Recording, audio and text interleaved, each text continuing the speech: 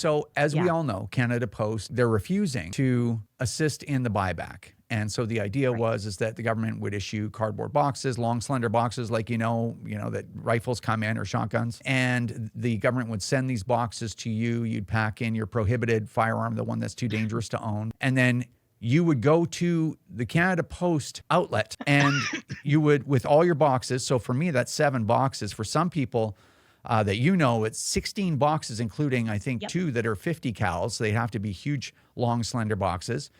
When it comes to some people, we're talking like probably 60 boxes, and go into the Shoppers Drug Mart or the mall and start handing in multiple prohibited rifles in boxes. Holly's sort of putting it, the blame for them not wanting to do it on the fact, some union reps said that they were worried about dealing with disgruntled gun owners.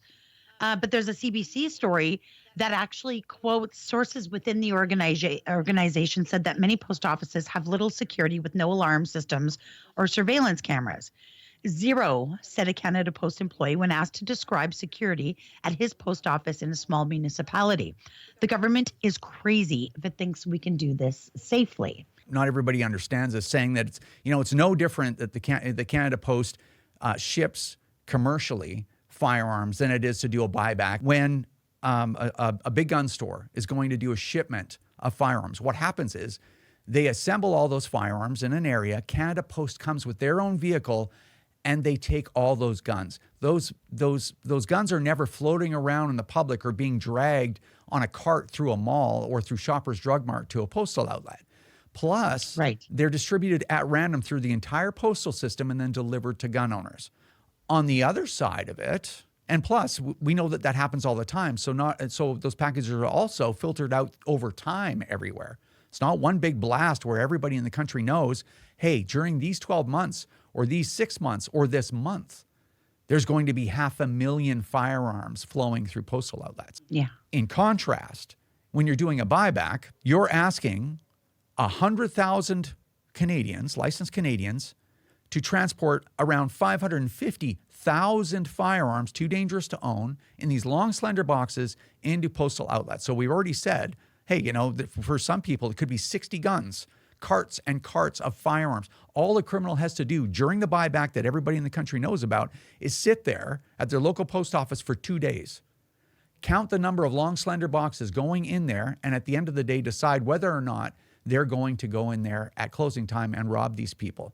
And the criminal will also determine, are there enough long, slender boxes? Are there enough semi-autos with detachable magazines that are apparently machine guns and assault weapons for me to justify injuring or even murdering the person that is between me and those boxes?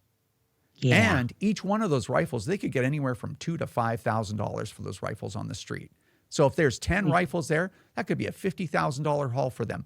Easy money all day long. And they know that it's going to happen. Everyone in the country is going to know that that's going to be going on for that period of time.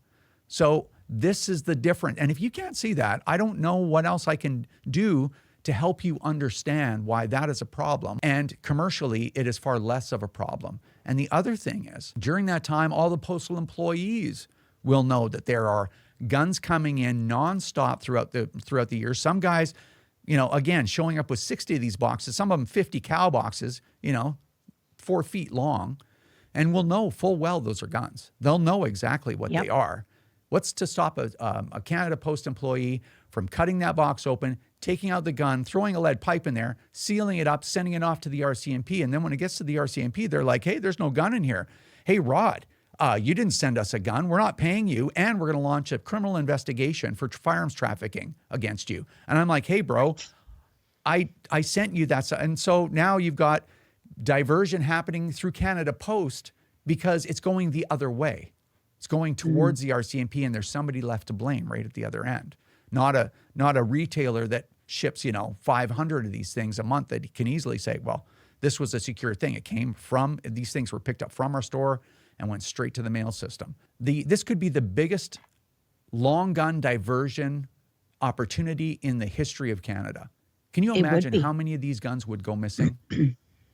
Yeah. Yeah. And this is what people don't take a minute to think about. They're like, oh, wow, Canada Post already mails guns.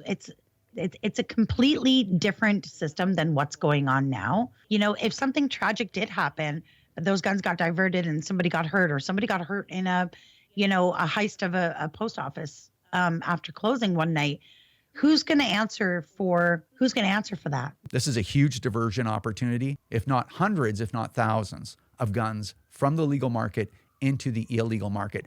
And to my knowledge, no country on earth has ever attempted something this stupid. But leave it to the Liberals and their lapdogs, the NDP and the Bloc. Leave it to them to attempt something so dangerously stupid as this. So how it's supposed to be done is you have drop-off centers and you have police. And you have these drop-off centers everywhere, and you have appraisers right there at the drop-off center so they can say, yeah, this is a real gun. This isn't an airsoft rifle you stuck in a box. This is a real gun. This is the serial number. It matches what you have, and it's worth this, and here's your check, and there you go. And then they've got the police there for security to make sure none of them get diverted. That's how it's done. But the Liberals know they can't do it, and they couldn't do it from day one, so this is what they're willing to do to cover up for their complete incompetence and their lack of concern for public safety. If you don't stand up for your own ability to own and use firearms, who will? Join the CCFR or donate right now at www.firearmrights.ca.